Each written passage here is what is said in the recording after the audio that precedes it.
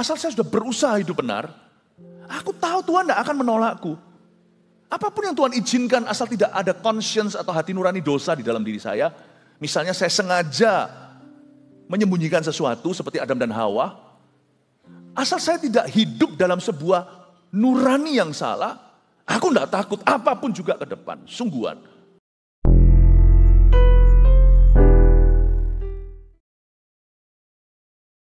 Selamat pagi Tuhan Yesus, dari gerejamu yang mengasihimu. Hamba berdoa supaya Engkau beracara bekerja. Sebab kami rindu menjadi semakin indah, menjadi semakin serupa dengan gambar dan rupa Allah. Ajari kami Roh Kudus, roh pengajaran itu. Roh kebenaran itu. Dan biar Engkau selalu memakai mimbar ini ya Tuhan Yesus untuk berbicara kepada umat-Mu. Baik dari gembala sendiri ataupun pembicara tamu. Tuhan selalu berbicara kepada setiap jemaat yang onsite dan jemaat yang online. Ya Tuhan Yesus, Tuhan juga jamah. Sebab tidak ada jarak perbedaan waktu dalam hadirat-Mu. Sembunyikan hamba-Mu senantiasa di balik salib itu, agar Tuhan sungguh-sungguh ya Tuhan yang dilihat dan dipandang oleh umat. Bapa terima kasih. Dalam nama Yesus, haleluya. Amin. Shalom semua, berikan tepuk tangan untuk Tuhan sekali lagi. Selamat pagi. Ya, kita akan belajar firman Tuhan hari ini tentang Menara Babel. Dan pelajaran apa yang kita bisa petik daripadanya. Kejadian pasal 11 ayat 1-9 saya akan bacakan. Demikian firman Tuhan. Adapun seluruh bumi satu bahasanya dan satu logatnya. Maka berangkatlah mereka ke sebelah timur dan menjumpai tanah datar di tanah Sinear. Lalu menetaplah mereka di sana. Mereka berkata seorang kepada yang lain, marilah kita membuat batu bata dan membakarnya baik-baik. Lalu bata itulah dipakai mereka sebagai batu dan gala-gala sebagai tanah liat. Juga kata mereka, marilah kita dirikan bagi kita sebuah kota dengan sebuah menara yang puncaknya sampai ke langit. Dan marilah kita cari nama supaya kita jangan terserak ke seluruh bumi. Lalu turunlah Tuhan untuk melihat kota dan menara yang didirikan oleh anak-anak manusia itu. Dan ia berfirman, mereka ini satu bangsa dengan satu bahasa untuk semuanya. Ini barulah permulaan usaha mereka. Mulai dari sekarang apapun juga yang mereka rencanakan, tidak ada yang tidak dapat terlaksana. Baiklah kita turun dan mengacau balaukan di sana bahasa mereka, sehingga mereka tidak mengerti lagi bahasa masing-masing. Demikianlah mereka diserahkan Tuhan dari situ ke seluruh bumi dan mereka berhenti mendirikan kota itu. Itulah sebabnya sampai sekarang nama kota itu disebut Babel, karena disitulah dikacau balaukan Tuhan bahasa seluruh bumi dan dari situlah mereka diserahkan Tuhan ke seluruh bumi. Saya merasa di penghujung tahun ini kita harus memetik beberapa kebenaran, mempersiapkan kita untuk masuk dalam doa. Di bulan Desember saya banyak merenung, saya banyak menyendiri, saya banyak hibernasi secara rohani. Saya dorong Anda untuk melakukan yang sama. Banyak doa, banyak sembahyang sama Tuhan. Memasuki tahun yang akan datang di mana terjadi banyak pergeseran, saya dahului dulu sebelum khotbah saya tanggal 31. Jikalau Anda bepergian, Anda bisa live mendengarkannya. Seharian itu 5 kali ibadah, tapi kebaktian yang terakhir nanti dimulai pukul 10 waktu Indonesia bagian Barat. Saya akan sampaikan pesan-pesan profetik untuk tahun depan. Tetapi saya kasih bocoran dulu, kita harus banyak doa. Itu sudah rahasia umum. Karena saya percaya keputusan kita akan sangat menentukan. Dan yang menentukan keputusan kita itu adalah hati kita. Berada di mana. Menara Babel ini ada banyak twist atau plot twistnya. Ada banyak sekali hal-hal yang tersembunyi. Kalau kita nggak renungkan sungguh-sungguh, kita nggak akan pernah mengerti arti ilahi di balik cerita ini. Ini akan memperlengkapi Anda untuk decision making. Untuk membuat keputusan-keputusan tahun yang akan datang. Karena itu tangkaplah rema-rema ini, tidak seperti biasanya saya kasih poin-poin 1, 2, 3, Anda harus menangkap rema sendiri kali ini dan sarikan. Kita mulai dulu dengan ayat 1.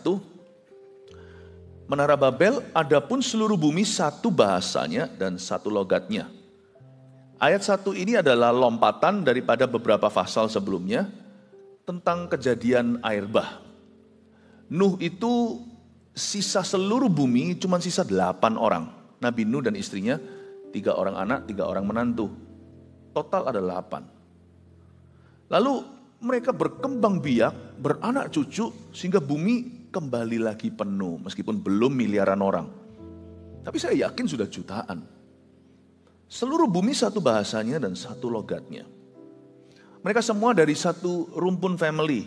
Nabi Nuh, Shem, Ham, dan Yafet. Jadi otomatis karena satu keluarga ya, semua kerabat dekat. Jadi everybody speaks the same language. Semua orang bicara satu bahasa. Misalnya semua bicara bahasa Sunda, semua bicara bahasa Jawa, semua bicara bahasa Batak.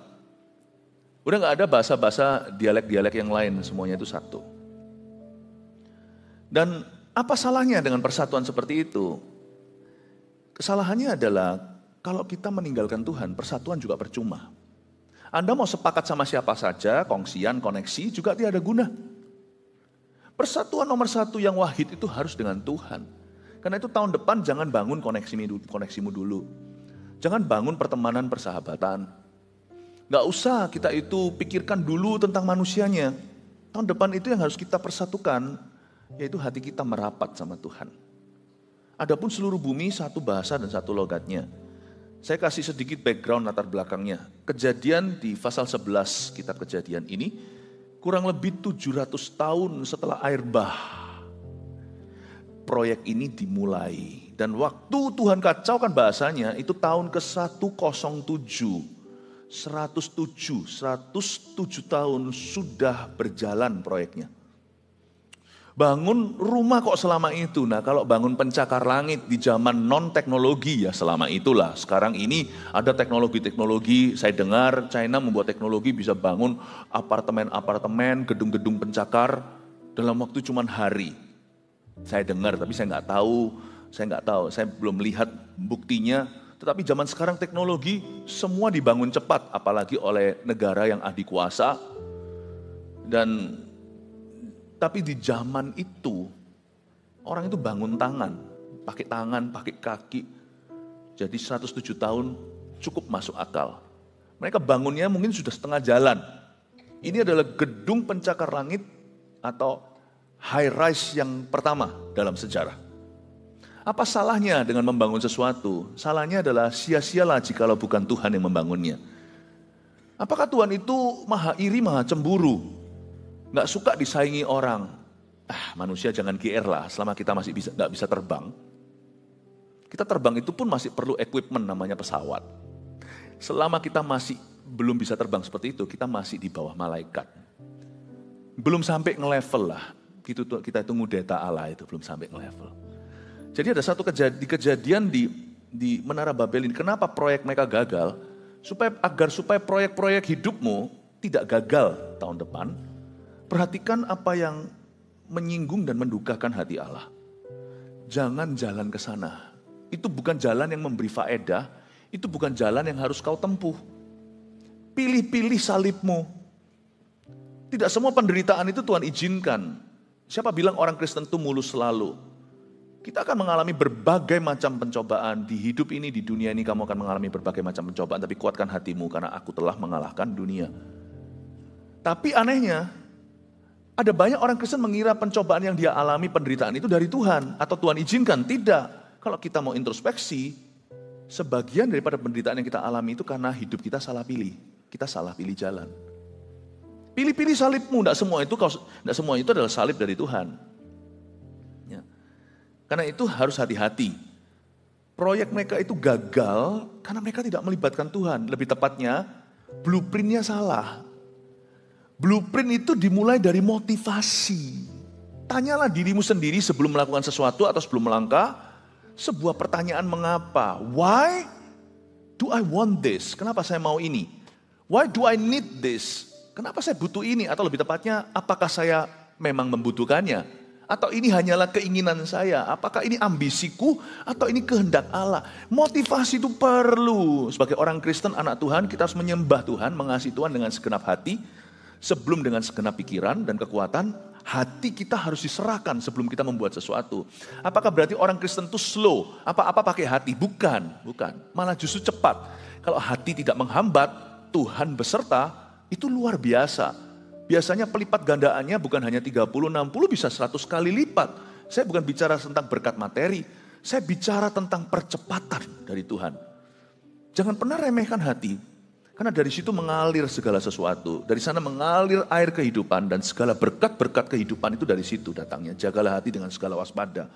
Saya akan tunjukkan lewat Menara Babel ini bahwa hati mereka di tempat yang salah. Makanya tidak ada Allah dalam proyek mereka. Proyek mereka setengah jalan dan itu memukau loh. Zaman itu loh. Coba bayangkan ini zaman purbakala. Ini kejadiannya 700 tahun setelah air bah. Saya pakai matematika sedikit ya. Air bah itu sekitar 1000 tahun bumi berumur 1656. Itu air bah. Lalu 700 tahun kemudian berarti bumi waktu itu baru berusia 2356 tahun. Wah, pagi-pagi kok sudah banyak angkanya. Supaya cepat bangun ini ya. Jadi waktu itu zaman purbakala tenan. Benar-benar zaman-zaman orang-orang belum seperti hari ini punya teknologi atau modernisasi. Jadi itu proyek memukau.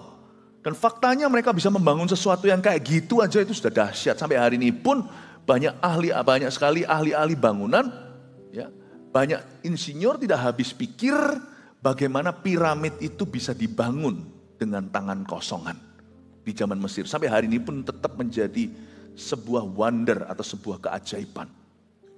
Zaman itu mereka bisa bangun. Jangan kira kalau orang lain terpukau dengan apa yang kau lakukan ada Tuhan di dalamnya. Janganlah kita semerta-merta mengira kalau kita itu punya sesuatu yang banyak dan sukses sementara itu berarti Tuhan ada di dalamnya. Tuhan itu ada di hatimu. Jagalah dengan segala waspada hubunganmu dengannya. Di tahun 107, bangunan sudah setengah jalan. Dan memori tentang air bah itu masih fresh, masih segar di pikiran. Kenapa? Karena zaman itu manusia hidupnya cukup lama. Orang hidup sampai cepek itu biasa untuk sampai 100 tahun. Nuh itu hidup sampai 900 sekian.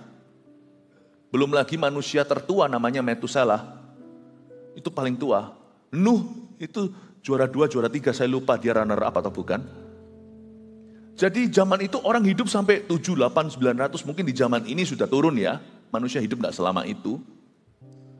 Sejak air bah ozon bumi itu berubah, dahulu ada air yang menutupi, yang ada air, gak tahu gimana dalam ciptaan Allah di kitab Kejadian ada air antara matahari dan dunia. Sekarang itu mungkin lapisannya diambil, mungkinkah umur kita jadi lebih pendek karenanya, sang surya lebih langsung kena ke kita. Ya, saya nggak ngerti, itu semuanya biarkan kasih ke ilmuwan. Saya ini pendeta. Tapi saya mau jelaskan kepada Anda, manusia hidup waktu itu lama. Berarti dengan lamanya hidup, 700 tahun itu barusan.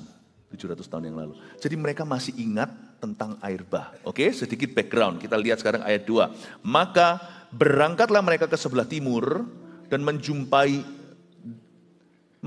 tanah datar di tanah Sinear. Lalu menetaplah mereka di sana. Tanah datar di tanah Sinear itu di mana?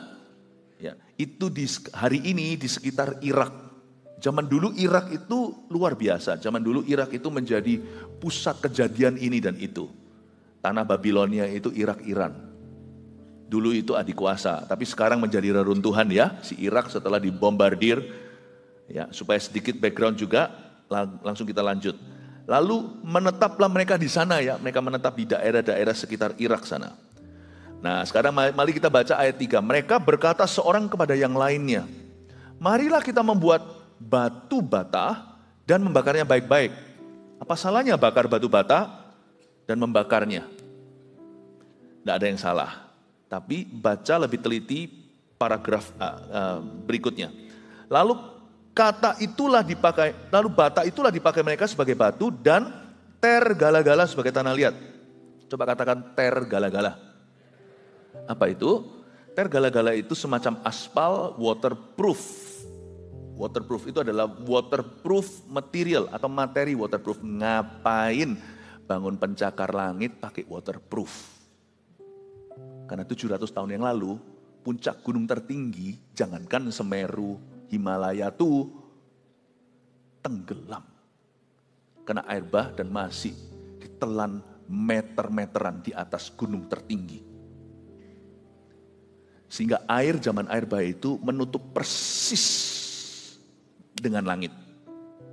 seluruh dunia. Mereka masih ingat 700 tahun lalu itu barusan, buat kita sudah fosil. Tapi zaman itu orang hidup ratusan tahun, itu baru kemarin dulu. Jadi mereka membangun dengan bahan waterproof.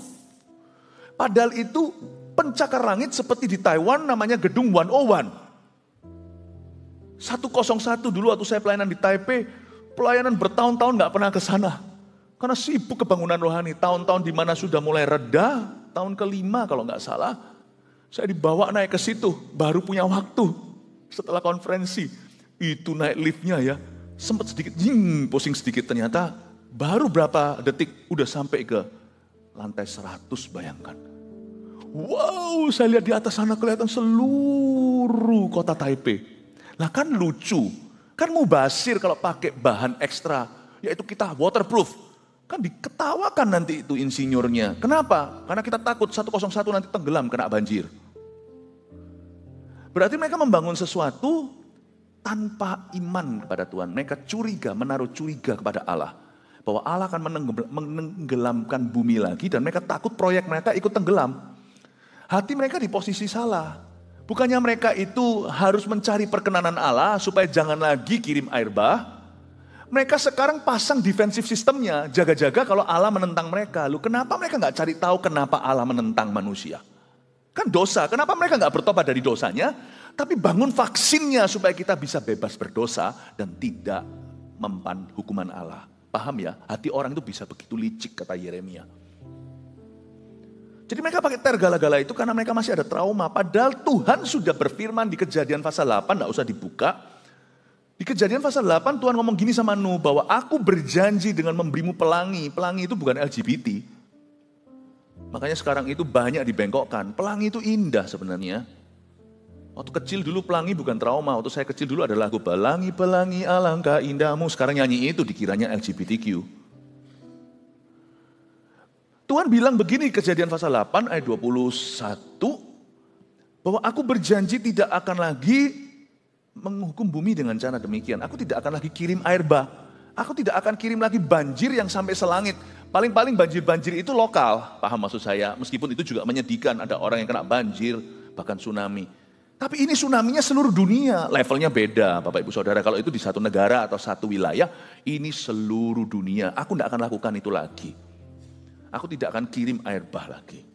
Nah, mereka nggak percaya. Mereka mengira Tuhan ngomong A, nanti berbuat B. Dosa itu ini, dosa itu bukan berbuat sesuatu yang salah. Dosa itu mencurigai Allah. Dosa itu tidak percaya.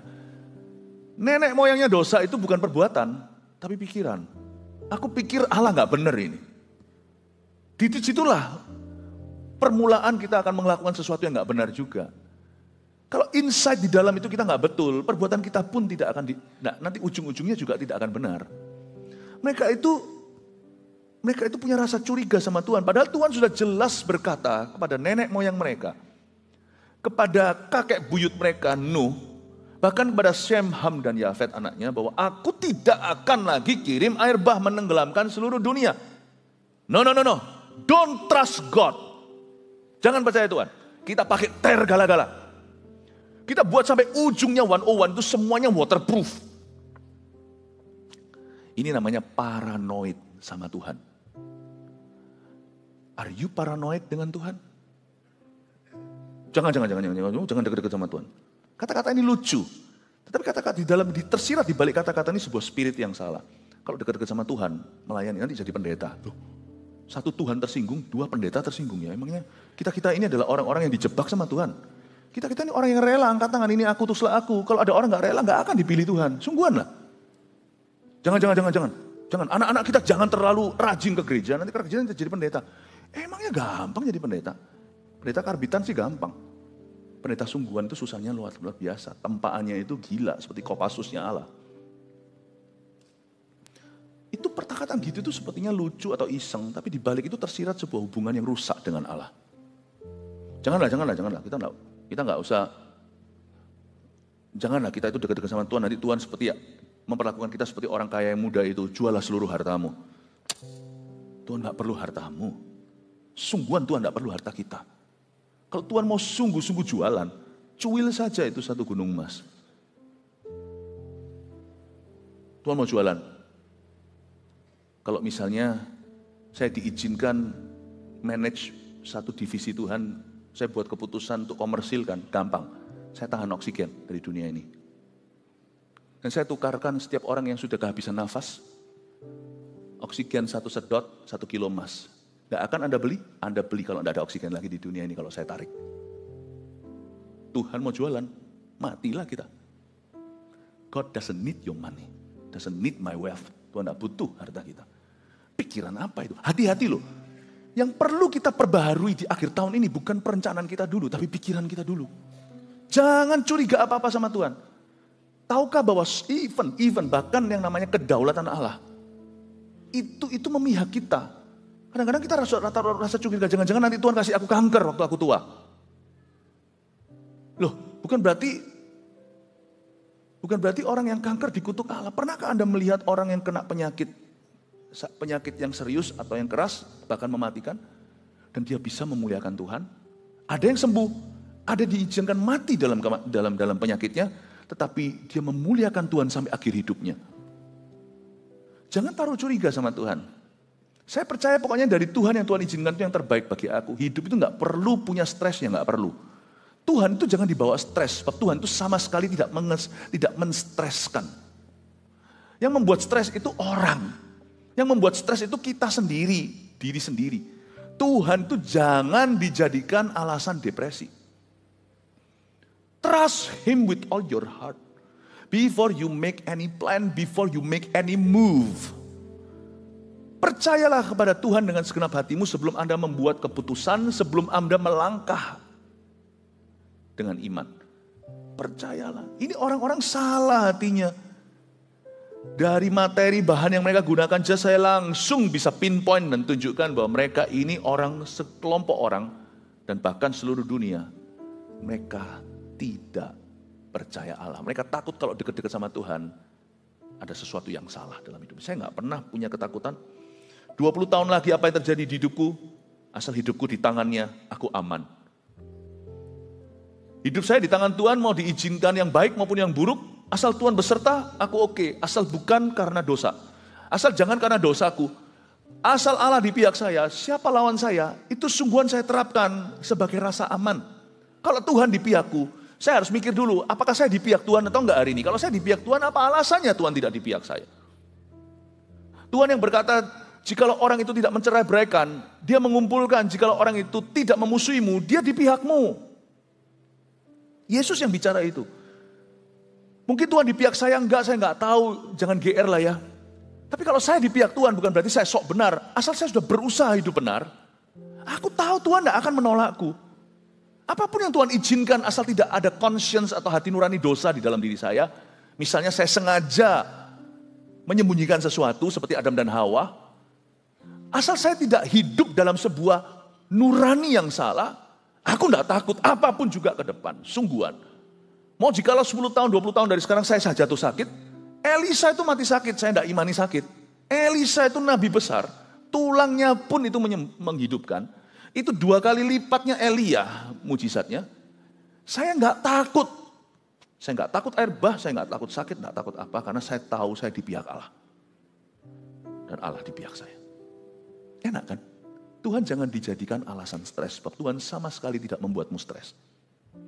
Dan saya punya satu keyakinan bahwa even His sovereignty upon me. Bahkan kedaulatan Allah atas hidup saya itu memihak saya. Yang saya takutkan paling cuman ini, kalau saya tidak ngerti saya lari. Enggak, saya tetap harus jaga iman. Kalau saya belum paham, Tuhan kasih saya hikmat untuk mengerti kenapa kau izinkan ini dan itu. Tapi saya tidak ada setetes pun di hati saya ini mencurigai Allah berbuat buruk kepadaku. Saya tidak pernah punya rasa curiga bahwa dia punya rancangan celaka atas saya. Kalau saya berkata saya tidak curiga dia punya rancangan celaka, bukan berarti saya pikirannya hanya mau berkat-berkat melulu, enggak.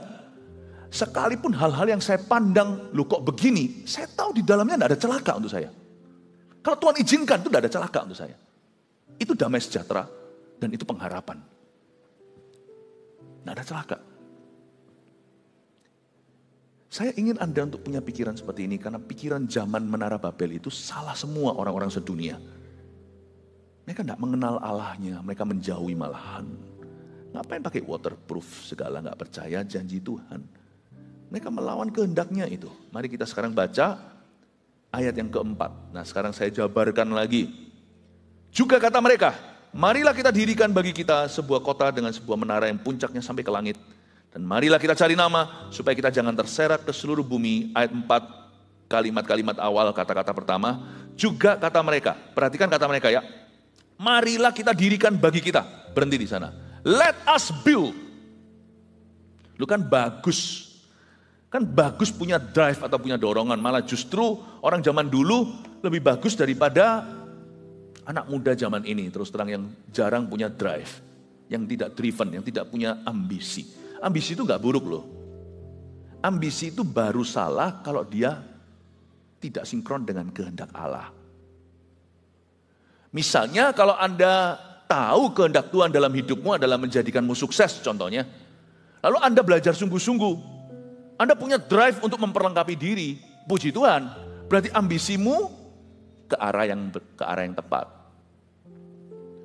Gak ada orang yang namanya aku mau menang olimpiade misalnya. Gak usah olimpiade lah, juara kecamatan.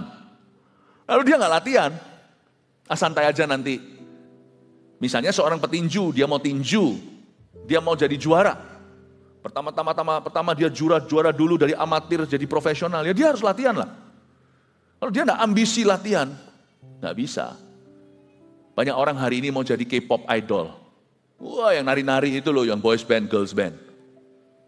Saya pernah ketemu dengan beberapa di antara mereka, bukan karena saya cari mereka, tapi dalam pelayanan saya mereka datang ketika saya ada di Korea. Saya yang gak pernah tahu itu boys band siapa. Saya gak ngikut-ngikuti yang gitu, yang saya tahu hanyalah para gembala-gembala. Lalu salah satu saya tanya kan, wah kamu gini ya, gini-gini pelayanan. Ada juga beberapa yang anak Tuhan. Lalu saya tanya sama mereka, kamu sehari nari berapa jam? Latihan nari mereka sehari minimal 6 jam. Hah?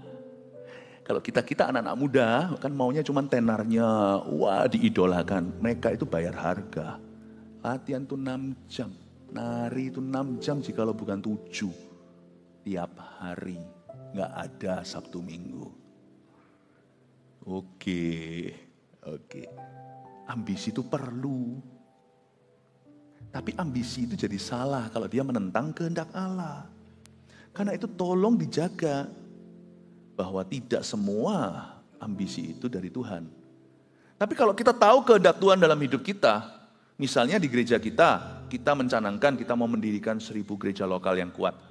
Itu banyak pekerjaan yang harus dilakukan, sungguhan. Belum lagi doanya, khotbah gak boleh asal-asalan, hamba-hamba Tuhannya harus study the scriptures, betul-betul belajar firman, bukan hanya pandai khotbah, tapi juga harus benahi kepemimpinannya, profesionalismenya, segala sesuatu. Harus ada ambisi itu perlu. Tapi yang membuat ambisi itu salah adalah kalau dia menentang kehendak Allah. Juga kata mereka, marilah kita dirikan bagi kita sebuah kota dengan sebuah menara. Di sini menjadi garis batas. Bapak, Ibu, Saudara, ada hal-hal yang baik menurut kita, tapi itu salah kalau itu bukan kehendak Allah dalam hidupmu. Makanya orang Kristen punya satu ladder atau punya satu tangga lebih tinggi daripada orang dunia. Orang dunia cuma melihat segala sesuatu dari kebutuhannya dan dari apa kata dunia. Tapi kalau orang Kristen punya satu tangga lagi yang harus dinaiki, tangga Yakub itu nggak boleh lupa naik ke situ dulu, baru turun berkat dari sana. Ask first, tanya dulu, is this God's will for me? Apa ini rencana Allah tidak buat saya? Di area di mana Alkitab mungkin tidak bisa menjadi huruf yang literal atau huruf harafiah, kita cari kehendak Allah. Misalnya dahulu pada waktu saya sekolah lulus di Kanada, saya dapat tawaran untuk pindah ke Eropa. Saya kasih contoh ya. Kedengarannya baik, kedengarannya bagus. Dapat pekerjaan di situ dan sebagainya. Tapi saya berdoa.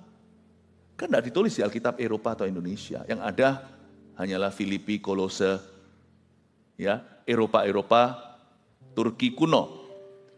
Saya berdoa, Tuhan apa menjadi kehendak-Mu? Dan Tuhan bilang, Indonesia. Saya pulang tahun 1998, tepatnya 14 Mei, 1 hari setelah kerusuhan. Karena saya tahu itu kehendak Tuhan. Sepulang sini saya banting tulang, kerja keras. Bukan hanya pelayanan khotbah, saya kerja juga sungguhan. Pulang ke sini saya kerja. Kalau Tuhan sudah taruh Anda dan Anda tahu itu kehendaknya, fight my friend. Harus punya ambisi to thrive. Harus punya ambisi untuk menang. Harus punya ambisi untuk excellent, untuk sungguh-sungguh. Kalau Tuhan bilang sama seorang anak muda, kamu akan kupakai sebagai kebangsa-bangsa, tanya dong sama Tuhan, kira-kira bangsa mana? Bangsa mana? Belajar bahasa. Jangan berhenti sampai angan-angan. Tanpa ambisi juga hidupmu gak akan jauh. Tapi kalau ambisi dulu biasanya hidup kita akan tersesat. Tanya Tuhan dulu, apa yang jadi kehendakmu sekalipun kita masih belajar menemukan kehendak Allah, kita gak tahu pasti. Tapi gak ada salahnya kita mencari wajahnya. Lalu kita melangkah dengan iman. Waktu saya pulang ke Indonesia juga saya gak tahu apakah ini kehendak Allah yang sempurna atau tidak. Tapi saya pakai pasang tapal kuda. Kalau dalam doa prayerfully, apalagi saya sudah mencari peneguhan keputusan sebesar itu kan saya mesti cari peneguhan. Bukan dari kanan kiri sembarang orang, tapi dari orang-orang tertentu. Saya bicara sama orang tua setuju. Saya ajak saya doa minta restu daripada gembala, di mana saya digembalakan di situ. Tapi setelah saya memutuskan, saya nggak tahu 100% itu kehendak Tuhan sempurna atau tidak. Saya jalani dengan iman. Dan saya jalani dengan sungguh-sungguh. Saya pulang tidak menoleh ke belakang. Saya tutup tapal kuda kiri kanan. Fight. Nah ini yang banyak orang-orang muda perlu. Bahkan orang-orang tua hari ini. Ambisi itu harus. Tapi ambisi itu tidak boleh jadi fondasi. Fondasinya harus pengenalan akan Tuhan. Dan tahu apa yang menjadi kehendaknya. Bahkan orang Kristen pun dilarang loh membuat perencanaan dan berkata, esok aku akan ke situ, aku akan berbuat ini, berbuat itu. Lihat kitab Yakobus, kita diajarkan berkata begini, jikalau Tuhan kehendaki, tahun depan saya akan lakukan ini. Jikalau Allah menghendakinya, minggu depan saya akan ke situ atau melakukan itu, melakukan ini dan itu. Kita diajari untuk selalu melibatkan Tuhan dalam keputusan, mencari kehendak Allah prayerfully dengan doa. Meskipun dalam doa pun kita nggak tentu dapat 100% kepastian. Tetapi hati kita sudah kita serahkan. Kalau kita nggak dapat sesuatu sejelas demikian suara Tuhan, kita bisa membuat keputusan dengan keyakinan kalau hati kita sudah berdoa, hati kita sudah ada dalam tuntunan. Jadi hari ini kalau orang tanya sama saya setelah saya pulang ke Indonesia, 31 tahun, hampir 32, saya pulang tahun 98. Matematika saya jadi salah. Berarti 25 tahun sudah saya pindah ke Indonesia. Ada seorang pernah interview tanya ke saya, Pastor Philip apakah 100% Anda yakin sekarang 100% bahwa 100% yakin bahwa itu dulu Anda pulang bukan ke barat malah ke timur, itu kehendak Allah. Saya bilang, saya yakin. 100% enggak. Karena saya enggak mendengar suara, Philip Mantova demikian firman Tuhan, Indonesia. Enggak. Hanya beban. Saya cuma merasakan dalam bentuk beban. Dan setiap kali saya di kebaktian itu, hamba Tuhan datang dari Indonesia itu, saya tergerak sekali, saya terharu untuk Indo. Saya nggak tahu apakah itu tanda. Tapi andai kata saya pulang ke Indonesia 25 tahun sesudah ini, itu adalah sebuah kesalahan. Kesalahan itu kesalahan termanis di hidupku. Kalau saya nggak pulang, saya nggak hari ini jadi gembala Anda. Itu kesalahan termanis karena sekarang saya punya Anda. Hari ini saya bisa menjamah begitu banyak orang lewat pelayanan. Bayangkan kalau saya di Eropa sekarang, mungkin pemandangannya indah, tapi saya tidak akan melakukan sesuatu seperti hari ini. Saya tidak tahu apakah ini sebuah 100% kehendak Allah, tapi saya sudah memutuskan, saya jalani. Kalau saya sudah memutuskan, resiko saya tanggung. Saya akan fight, berhasil nggak berhasil, urusan nanti, yang penting saya berusaha dulu. Itu ambisi. Tapi tidak tanpa doa. Saya dorong Anda tahun depan sebelum Anda membuat keputusan. Apapun keputusan besar dan kecil, doakan dulu. Tapi tidak semua hal itu harus didoakan dulu. Ada hal-hal yang bisa langsung Anda putuskan. Anda hari ini mau pakai kaos kaki warna apa, nggak usah tanya Tuhan. Itu semua sudah di dalam Tuhan, keputusanmu sudah direstui. Mau kaos kaki yang kanan pakai hijau, yang kiri pakai merah, seperti Sinta mau merayakan Natal, up to you. Tapi ada keputusan tertentu yang perlu Anda gumulkan lebih tahun yang akan datang ini. Gumulkan dulu. Gumulkan dulu. Jangan asal melangkah. Dan waktu Anda gumulkan, mungkin yang pertama-tama Tuhan ajak Anda bicara bukanlah tentang keputusan Anda, tapi motivasimu. Why do you want this? Iya ya, why ya? Kenapa ya? Kenapa? Bukan keputusannya, Why? Tuhan nanti waktu kita masuk hadirat Allah, yang pertama Tuhan godok itu adalah motivasinya. Hati kita jadi jelas. Setelah kita keluar dari ruang doa kita, ada beberapa keputusan yang tadinya kita mau ambil batal. Tapi ada beberapa keputusan yang tadi kita mau ambil, jadi semakin teguh di hati, dan semakin menjadi-jadi. Ini visi, tadinya hanyalah sebuah ambisi ingin begini, setelah masuk hadirat Allah, disaring di dalam hadiratnya, muncul itu jadi inilah visi hidupku. Doa dulu. Doa dulu. Jangan terburu-buru. Jangan terburu-buru. Anak muda misalnya kalau tanya sama saya, "Ko Philip, saya mau pacaran." "Boleh." Pertanyaannya mengapa? Gak bisa jawab dia. Jatuh cinta. Oh, jatuh cinta itu manusia banget. Mengapa itu yang membawamu ke masa depan kalau kamu bisa menjawabnya. Misalnya, God will ask you why. Dan di sini di ayat ini kita pelajari sesuatu bahwa mereka mau mendirikan. Mari kita mendirikan, tetapi mereka mendirikan sesuatu yang bukan kehendak Tuhan. Padahal apa yang mereka dirikan itu baik loh seharusnya. Sebenarnya bagus loh. Tetapi karena tidak semua yang baik itu dari Tuhan. Selalu uji motivasi.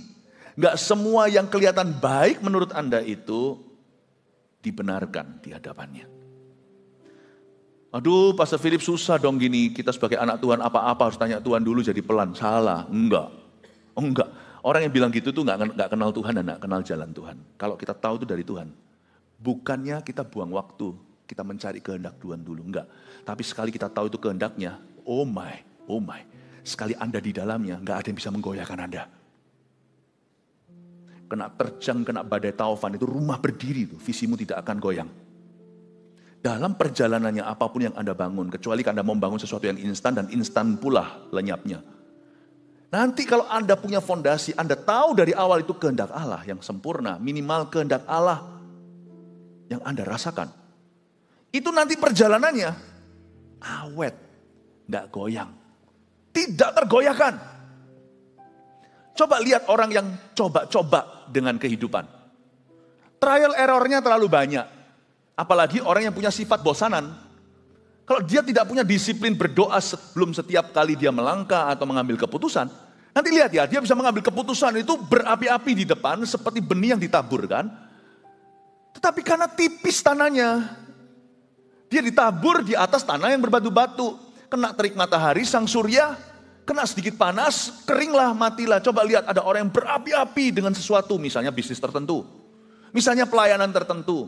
Misalnya tugas-tugas tertentu atau proyek-proyek tertentu. Nanti lihat ya, setengah jalan ditinggalkan. Lalu mungkin seperempat jalan dia kebingungan. Mentalnya gak nyampe. Diterpa badai sedikit, sudah limbung gak keruan. People say, we start slow. Kita memulainya lamban karena kita harus tanya kehendak Tuhan. But we end, tapi we completed our project faster and stronger. Mungkin kelihatannya slow di depan, tetapi sekali jalan nggak ada orang bisa menghentikan. Nggak ada orang yang bisa menghentikan. Mau pencobaan kek, mau aniaya kek, mau ditinggalkan sekampung kek, mau nggak punya modal kek.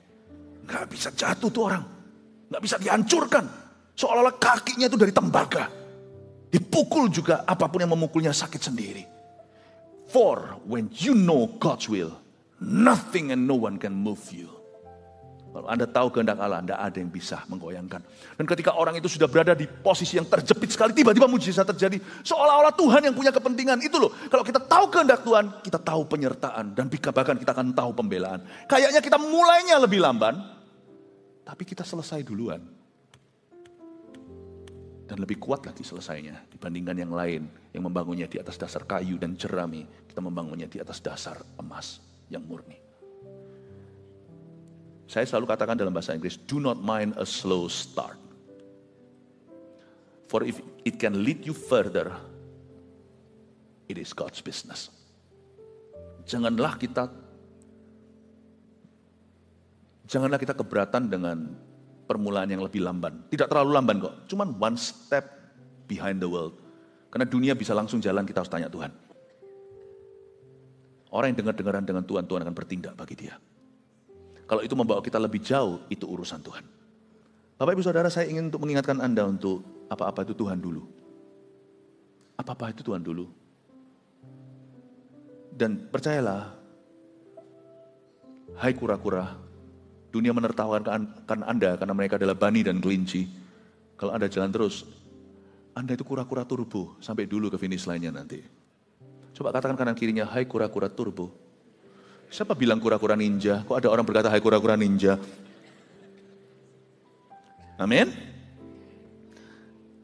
Juga kata mereka, marilah kita dirikan bagi kita sebuah kota dengan sebuah menara yang puncaknya sampai ke langit. Dan marilah kita cari nama. Itu dia, ini gak bagus, kita cari nama. Supaya kita jangan terserak ke seluruh bumi. Nah di sini salah. Sedangkan di firman Tuhan di Kejadian pasal 9 ayat 1 gak usah dibuka, Tuhan berkata, supaya kamu bertambah banyak dan beranak cucu dan memenuhi bumi. Tapi mereka berkata, tidak, supaya kita jangan terserak, kita mau ngumpul di sini. Tidak semua yang baik itu benar di mata Allah. Ini juga bisa saya terapkan sih, sedikit nyimpang ya. Makanya kalau ada orang yang ngomong sama saya, CG saya tidak mau membelah, kami sudah cocok. Anda sedang berjalan persimpangan dengan Tuhan. Karena Tuhan suruh kita menyebar. Hal kerajaan sorga itu seperti ragi yang mengamiri seluruh adonan. Seperti benih yang disebarkan, sebagian ke batu, sebagian kasih kesempatan orang lain. Kalau Anda selalu mau dengan tanah baik, kapan batu dapat kesempatan? Kapan yang namanya semak belukar dapat kesempatan? Ayat itu nggak buruk loh, perumpamaan itu. Kadang-kadang saya pikir, ngapain ditabur di aspal, diambil burung? Tuhan bilang, belumkah kamu mengenal hatiku waktu saya baca ayat itu? Aspal pun aku kasih kesempatan. Kalau kita maunya selalu sama orang-orang sendiri, sampai kapan? Nanti malah justru Tuhan akan kacaukan loh bahasamu. Jangan sampai nanti sungguh-sungguh Anda itu membelahnya itu bukan membelah tapi pecah. Kayaknya bagus. Kita kan mau ngumpul. Apa yang baik tidak tentu itu kehendak Allah. Karena Allah menghendaki, go! Preach the gospel to all creatures. Luar biasa loh. Markus 16, pergi. Beritakan Injil kepada segala makhluk. Makhluk, apakah kita injili dogi? Apakah kita injili ikan? Bukan, makhluk di sana itu adalah manusia. Kenapa sebut makhluk? Ada manusia yang kita tidak anggap manusia lagi. Orang itu ngapain diinjili? Orang itu monster. Orang itu Hitler. Makhluk itu adalah sekalipun tetanggamu yang kau setan-setankan itu juga makhluk. Injili dia. Kasih kesempatan tanah berbatu. Tanah semak duri.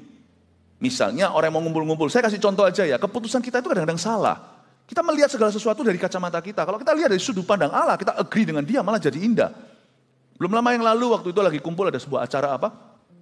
Di sana itu TL. Kalau di sini ya, mungkin di sini yang lagi online bukan dari GMS mungkin nggak ngerti term ini. TL itu team leader. Setiap team leader itu memimpin maksimal 1.000 orang di bawahnya. Jadi di gereja kita itu banyak volunteer sukarela yang memimpin adalah pemimpin 1.000 orang. Luar biasa loh. Saya lihat mereka duduk di meja, TL itu mereka bercanda kayak anak kecil, tapi tetap kudus dan holy. Lucu, di antara candaan mereka itu ada saya pakai, saya quote, gombalan mereka itu loh yang saya pakai minggu lalu. Kalau Anda datang di ibadah yang ketiga, pakai spidol ya. Oh kok pakai spidol, kenapa? Ngomong sama istrinya. Kenapa pakai spidol? Kenapa? Apakah belepotan? Bukan, cantikmu kok permanen. Itu saya quote dari mereka, itu TL coba bayangkan, lucu-lucuan. Ternyata saya tahu sejarahnya, mereka dulu itu semuanya adalah anggota CG. Itu loh CGL-nya satu, semua jadi TL. Dan mereka tidak berubah hubungannya. Kalau dulu mereka ngumpul, sekarang mereka ngumpulnya bukan setiap minggu, tapi mereka tetap the best of friends, tetap sahabat dekat. Dan waktu mereka ngumpul ada event, siapa ulang tahun segalanya itu malah ada kebanggaan tertentu, bukan saingan. Karena mereka sudah dekat dari dulu. Aku memimpin 1.000 di bawah, aku memimpin 400, aku memimpin 700 orang. Dan mereka ada kebanggaan dan mereka saling share resources atau saling share pengalaman, pengetahuan dan saling sharing, saling menguatkan, saling mendoakan. Wow hubungannya. Saya sih harap suatu hari hubungan saya dengan anak saya bukan papa dan bayi. Suatu hari saya ingin ngomong sama Jeremy, Vanessa, Jeremy, Warren, anak-anak saya. Saya mau bahas tentang anak mereka. Mungkin mereka tanya, Dad, coba kasih tips sedikit tentang parenting. Waktu itu mungkin anaknya sudah mungkin remaja, mungkin saya sudah jadi kakek-kakek. Saya bicara sama mereka, saya mau hubungan saya berkembang sama mereka. Tidak senantiasa selalu saya ganti diaper mereka. Apa salahnya kita itu menyebar? Toh kita akan ngumpul. Kalau mereka ini ngumpul dengan menentang untuk menyebar. Tuhan kasih kutukan. Kelihatan mereka baik loh. Orang mau kumpul kok gak boleh. Bukan itu. Maksudku menaruhmu hai manusia di bumi adalah memenuhinya. Kamu maunya ngumpul semuanya lokalisasikan keberadaan. Aku mau kamu mempengaruhi menjadi garam dunia. Mereka mau ngumpul. Baik sih menurut mereka. Tuhan berkata ini tidak benar. Kamu tidak mau nyebar. Aku yang sebar kamu dengan kekacauan. You choose. You choose which one.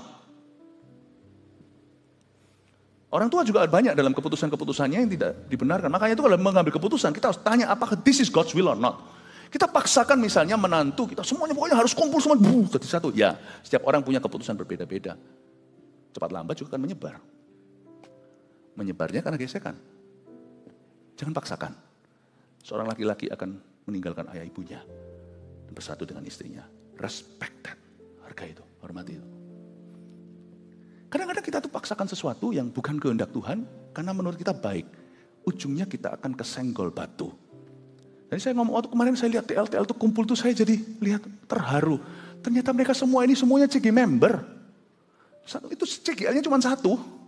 Tapi sekarang boom jadi TL semua dan mereka kumpul itu seperti dulu. Mereka bisa nyanyi begini, aku masih seperti dahulu. Cuman sekarang aku pimpin 1000. Suatu hari anak-anak saya ketemu saya juga sama. Aku masih seperti dahulu, cuman sekarang mereka punya anak. Belum sih suatu hari. Saya tidak akan hentikan. You will always be my baby. Kamu kan selalu jadi bayiku. Sudah kamu jangan beranak cucu. Anak saya jadi bujangan tua, seumur hidup di rumah saya. Ayo, Anda berhasil gitu?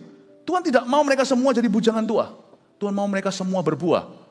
Jadi dalam mengambil keputusan, jangan ngambil keputusan yang reverse dengan firman Tuhan. Anda tidak akan dapat penyertaan. Tahun depan, catat ini, jangan ngambil keputusan yang reverse. Jangan pakai kunci atret, gigi atret maksudnya. Kalau sama Tuhan tuh gigi 1, baru 2, 3, 4, 5. Orang yang bisa manual berbahagialah. Sekarang cuman D, R. Ya. Jangan reverse, sebab tidak ada hadirat Allah. Saya ngomong gini supaya Anda supaya ada scrutinizing your own decision making, supaya Anda bisa mengevaluasi cara Anda mengambil keputusan. Tahun depan, apa khotbah saya ini bisa mencegah Anda mengambil keputusan yang salah. Semoga ini berguna. Amin. Siapa yang merasa kegunaannya, berikan tepuk tangan untuk Tuhan. Supaya jangan terserak ke seluruh bumi, padahal Tuhan menyuruh mereka untuk menyebar ke seluruh dunia. Di sini kita tahu ini salah. Ayat 5, lalu turunlah Tuhan untuk melihat kota dan menara yang didirikan oleh anak-anak manusia itu. Faktanya bahwa Tuhan perlu turun. Berarti Tuhan sudah tidak bisa berbicara kepada siapa-siapa. Sayang ya. Kalau sampai Tuhan turun itu berarti sudah tidak ada nabi di situ. Sudah tidak ada orang benar.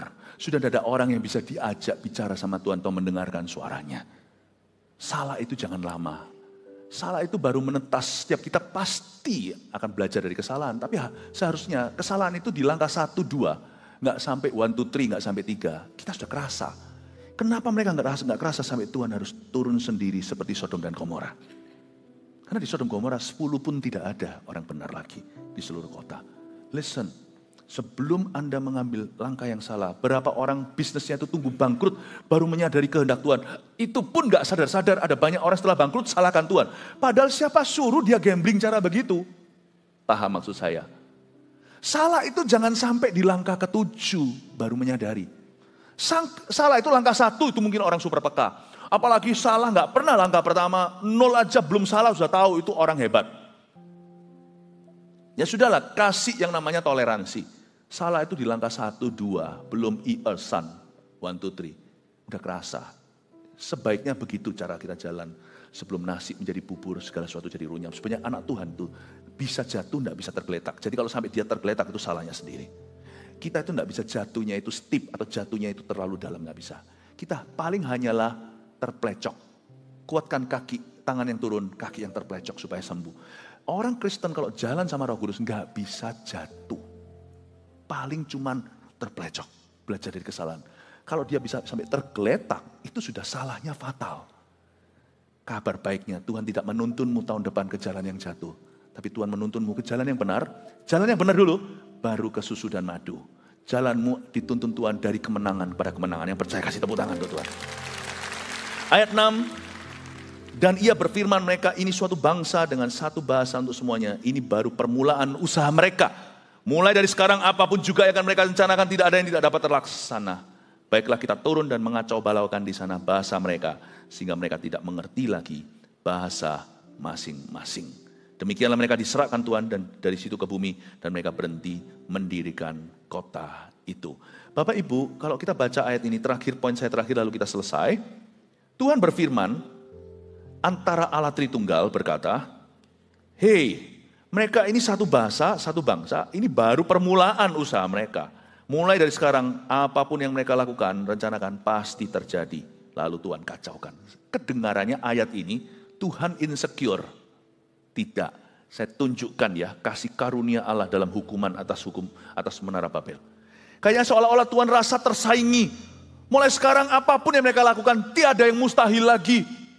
Mereka ini satu bahasa, mereka ini kompak. Mari kita kacaukan bahasa mereka. Kayaknya seperti Tuhan itu membuat langkah preventif sebelum mereka bisa memanjat surga dan mengkudetanya. Seperti saya katakan tadi di awal-awal, hai manusia jangan GR selama kita masih belum bisa terbang pakai sayap sendiri, kita di bawah malaikat. Boro-boro nyampe surga. Naik ke gunung aja sesak nafas. Kita tidak setinggi itu. Lalu ayat ini kenapa Tuhan kacaukan begitu? Saya beritahu ya. Tuhan melihat kalau mereka terus bersatu dan Tuhan tidak interupsi, mereka akan melakukan kembali dosa sebelum bahtera, sebelum air bah. Sehingga mereka akan melakukan yang namanya global sin. Dan Tuhan tahan bukan karena Tuhan takut sama manusia, tapi karena Tuhan mencegah mereka melakukan dosa yang universal. Sehingga Tuhan harus menghapuskan lagi umat manusia. Tuhan kasih border, Tuhan kasih imigrasi, Tuhan kacaukan bahasa. Sehingga hari ini kalau Amerika berdosa, Amerika yang berdosa, Eropa bahasanya lain di Perancis. Sehingga tidak ada yang namanya seluruh dunia bergabung dalam satu dosa. Dan Tuhan berkata, baiklah kalau gitu. Hapuskan kecuali 8 Nabi Nuh, istri, anak, menantu. Tuhan tuh sayang sama umat manusia. Guys, don't do this. Stop it. Ayo, kita lawan Tuhan. Tuhan tuh gede, mereka tuh kecil. Ayo kita lawan Tuhan. Stop it. Lagi, wah mereka kumpul semuanya. Pasukan bangsa-bangsa, ayo kita lawan Tuhan. Stop it. Berhenti. Coba bayangkan kalau saya lihat ke bawah itu kayak semut semuanya datang. Karena saya cuma begini aja, mati semua. Stop. Jangan teruskan. Jangan mendekat. Jangan teruskan. Maka berbicaralah musyawarah Allah Tritunggal. Kita kacaukan aja. Karena mereka ini sekarang sudah mempeng maju. Dan kita tinggal injak air bah kedua. Aku tidak akan melanggar pelangiku terhadap Nuh. Terus tiba-tiba di antara mereka salah paham sendiri. Berantem. Akhirnya pulang ke rumah. Yang dosa ya Argentina. Argentina dosa, Afghanistan beda. India dosa, Indonesia nggak perlu ikut. Karena kita nggak ngerti yang namanya nehi kusi-kusi. Kita nggak bisa berbicara bahasanya. Berbeda. Yang orang Tuhan pisah-pisahkan supaya setiap orang punya keputusan-keputusan. Dan Tuhan bisa jangkau mereka pelan-pelan. Di sini ajak bicara. Di situ ajak bicara. Kirimkan nabi. Kirimkan gembala. Ajak mereka ayam tenteram untuk mengenal Allah yang mengasihi mereka. God is so good. Kadang-kadang Tuhan hancurkan kongsian tertentu itu. Kalau diteruskan, itu neraka. Kadang-kadang Tuhan hancurkan beberapa, stop rencanaan dari tengah-tengah itu, jangan marah sama Tuhan. No-nya Tuhan itu pun kasih karunia. Tapi lebih baik lagi adalah kalau kita sebelum membuat keputusan, kita sungguh-sungguh mempertimbangkan kehendak Tuhan. Kalau kita nggak tahu pasti 100%, minimal hatimu sudah mencari, hatimu sudah dalam tuntunan. Saya berdoa tahun 2024, jemaat yang terkasih, keputusanmu tepat dan Anda akan mendapat berkat. Haleluya, mari kita semua bangkit berdiri. Puji Tuhan. Belajar sesuatu, amin. Gak apa-apa, pagi-pagi saya kasih materi yang cukup mikir. Ya.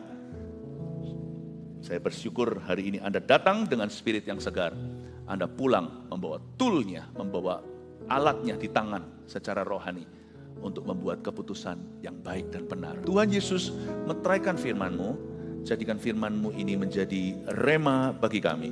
Sehingga firman ini juga ya Tuhan akan mencegah kami daripada membuat keputusan-keputusan yang gegabah. Baik dalam bisnis, pernikahan, rumah tangga, maupun masa depan kami yang single bujangan maupun yang sudah menikah. Dalam pelayanan juga, ajari kami untuk tidak ya Tuhan mengambil posisi bertentangan dengan kehendak-Mu, sengaja atau tidak. Kami tidak mau pasang gigi reverse atau mundur. Kami mau maju dalam segala tuntunan Allah. Tuntun jemaat-Mu bukan hanya di kebaktian yang ke-1. Seluruh jemaat GMS, bahkan semua jiwa-jiwa yang menyaksikan khotbah ini hari ini. Hamba-Mu berdoa syafaat agar Tuhan menuntun kami ke jalan yang benar, lalu ke susu dan madu. Bapak, thank you. I love you.